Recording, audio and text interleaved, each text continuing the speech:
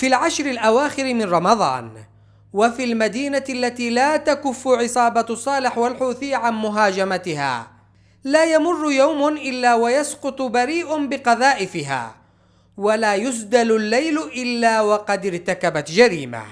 جميلة الشرفي طالها جرم الميليشيا أمام منزلها بالمطار القديم غربي مدينة تعز.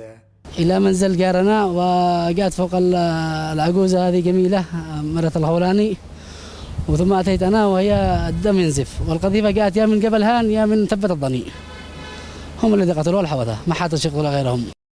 المكان ليس جبهة قتال، ومن في النعش ليس مقاتلا شاهرا سلاحه، بل امرأة تم قنصها بمنطقة عصيفرة برصاصة القناص الحوثي اخترقت جسدها والأمعاء.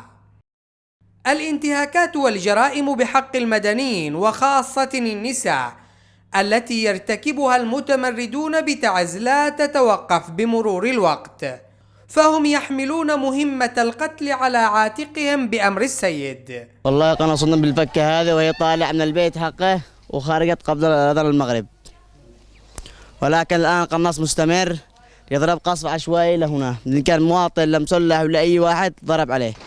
الأبرياء يتساقطون بالمدينة المنكوبة، والأمم المتحدة تدير حوارا فشل في إنقاذ رضيع من انعدام الأكسجين، فكيف بحصار مدينة بأكملها خنقت منذ عام؟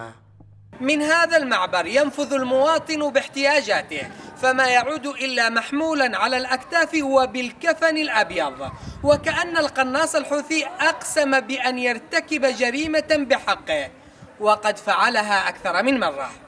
أمين دبوان، يمن شباب، تعز.